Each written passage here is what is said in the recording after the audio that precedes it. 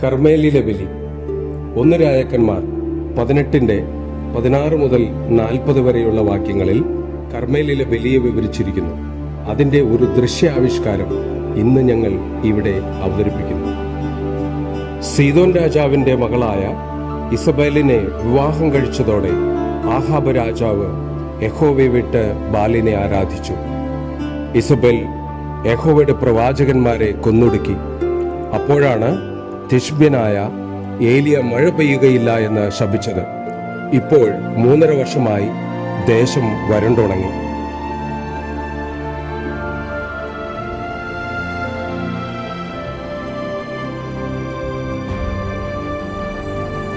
ഒബദ്യ, ഇങ്ങോട്ടടുത്തു വരിക. തിരുമുൻപിൽ നിൽക്കുമ്പോൾ ശിരസ് കുനിഞ്ഞിരിക്കട്ടെ. നീ കൊട്ടാര മന്ത്രിയാണ്, എന്നിട്ടും നീ യഹോവയെ സേവിക്കുന്നു എന്ന് ഞാൻ കേട്ടു. സത്യമാണോ?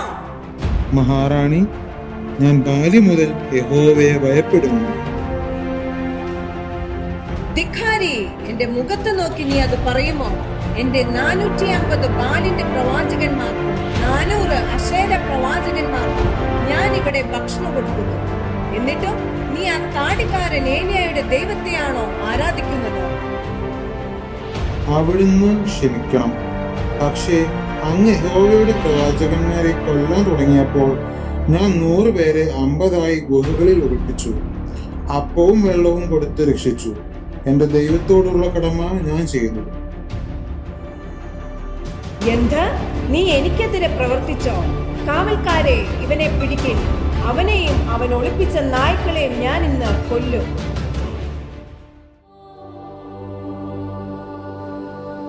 നിൽക്കുവിൻ, ഇപ്പോൾ ആരെയും കൊല്ലേണ്ട സമയമല്ല. ദേശം മുഴുവൻ വരണ്ട് എന്റെ കുതിരകൾ ചാകാൻ കിടക്കുന്നു. ഓബദ്യാവേ, നീ പോയി ദേശത്തെല്ലാം നോക്കൂ. എവിടെയെങ്കിലും പുല്ലോ വെള്ളമോ കണ്ടുകിട്ടിയാലോ? തിരുമനസ് ഈ കാപട്യക്കാരനെ വിശ്വസിക്കരുത്. ഇവൻ ആ ഏലിയായുടെ ആളാണ്. ആ ഏലിയായെ കിട്ടിയാൽ എന്റെ ഈ കൈ കൊണ്ട് ഞാൻ അവനെ കൊല്ലും. അവൻ കാരണമാണ് ഈ ശാപം. ആദ്യം നമുക്ക് ജീവനോടെ ഇരിക്കാം. ഓബദ്യാവേ, നീ പോകൂ. ആ ഏലിയാവെ കണ്ടാൽ ജീവനോടെ എന്റെ മുമ്പിൽ കൊണ്ടുവാ. യഹോവേ, അങ്ങയുടെ ദാസനെ കാത്തുകൊള്ളണമേ. ഈ രാജ്ഞിയുടെ കയ്യിൽ നിന്നും എന്നെയും അങ്ങയുടെ പ്രവാചകന്മാരെയും രക്ഷിക്കണമേ. എന്റെ യജമാനായ ഏലിയാവോ ഇത്? അതെ ഓബദ്യാവേ, നീ ചെന്ന് ആഹാബിനോട് പറയുക, ഏലിയ ഇതാ വന്നിരിക്കുന്നു. അയ്യോ യജമാനനെ, ഞാൻ ചെന്ന് പറയുമ്പോൾ യഹോവയുടെ ആത്മാവ് അങ്ങേ കൊണ്ടുപോയാൽ രാജാവ് എന്നെ കൊല്ലും. രാജ്ഞി ഇപ്പോൾ തന്നെ എന്നെ കൊല്ലുവാൻ നോക്കുകയാണ്. ഞാൻ സേവിക്കുന്ന സൈന്യങ്ങളുടെ യഹോവയാണ്. ഞാൻ ഇന്ന് തന്നെ ആഹാബിന് എന്നെ കാണിക്കും. നീ ഭയപ്പെടേണ്ട.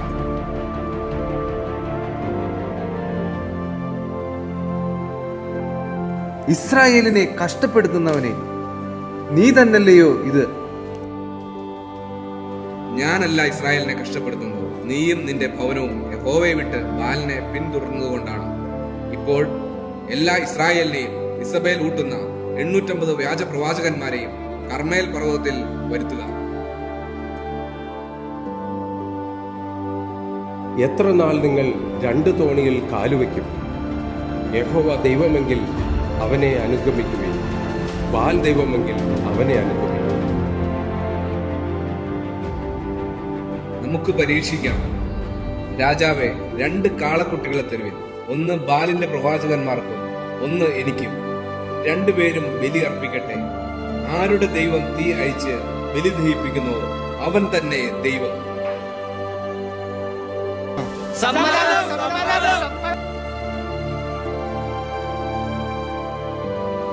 നിങ്ങൾ ബാലിന്റെ പേരിൽ ബലി അർപ്പിക്കുവിൻ.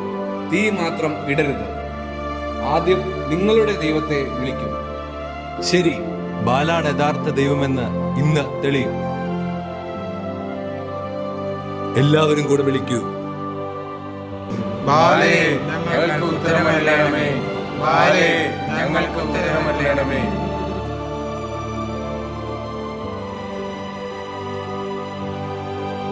രാവിലെ തുടങ്ങി ഉച്ചവരെ അവർ ബാലിന്റെ നാമത്തെ വിളിച്ചപേക്ഷിച്ചു. ഒരു ശബ്ദവും ഉത്തരവും ഉണ്ടായില്ല. എന്താ നിങ്ങൾ പതുക്കെ വിളിക്കുന്നത്? ഉറക്കെ വിളിക്കുവിൻ. അവൻ ദൈവമല്ലേ? ഒരുപക്ഷെ അവൻ ധ്യാനത്തിലായിരിക്കും, അല്ലെങ്കിൽ യാത്ര പോയിരിക്കും.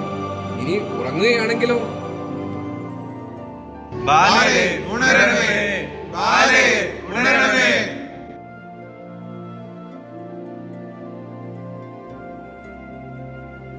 ഉച്ച കഴിഞ്ഞു. വൈകുന്നേരത്തെ ബലിയുടെ സമയം വരെ അവർ ചാടിയും തുള്ളിയും കൊണ്ടിരുന്നു. അവർ തളർന്ന് നിലത്ത് വീഴുന്നു.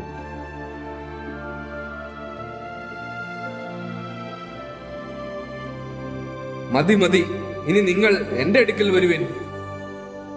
അപ്പോൾ ഏലിയ തകർന്നു കിടന്ന യഹോവയുടെ ബലിപീഠം നന്നാക്കാൻ തുടങ്ങി. ഇതാ, ഇസ്രായേലിന്റെ 12 ഗോത്രങ്ങളുടെ എണ്ണത്തിന് തുല്യമായി യാക്കോബിന്റെ പുത്രന്മാരുടെ പേരിൽ ഞാൻ ഈ ബലിപീഠം പണിതിരിക്കുന്നു.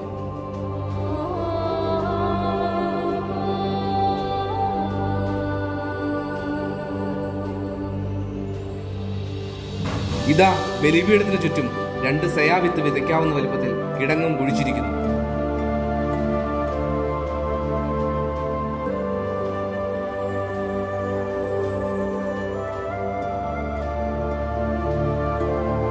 ഇനി 4 കുടം വെള്ളം കൊണ്ടുവരുവിൻ.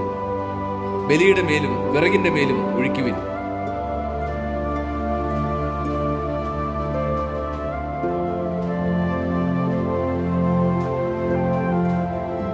രണ്ടാമതും ഒഴിക്കുവിൻ.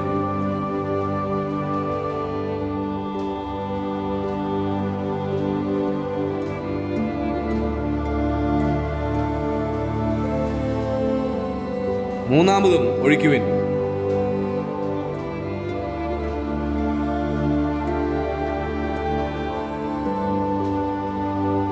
കണ്ടോ, കിടങ്ങ് മുഴുവൻ വെള്ളം കൊണ്ട് നിറഞ്ഞു. ഇനി മനുഷ്യന്റെ കൈകൾക്ക് ഇവിടെ ഒന്നും ചെയ്യാൻ കഴിയില്ല.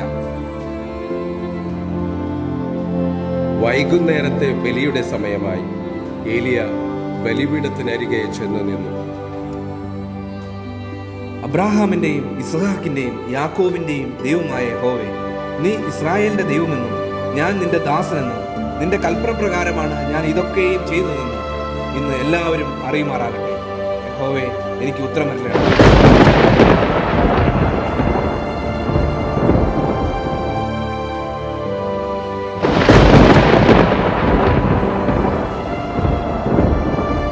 അപ്പോൾ യഹോവയുടെ തീ ആകാശത്തു നിന്ന് ഇറങ്ങി.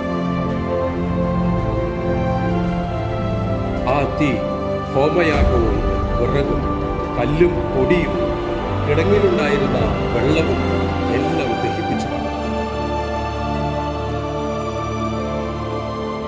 ഈ ബാലിന്റെ പ്രവാചകന്മാരെ പിടിക്കുവിൻ, ഒരുത്തൻ പോലും രക്ഷപ്പെടരുത്.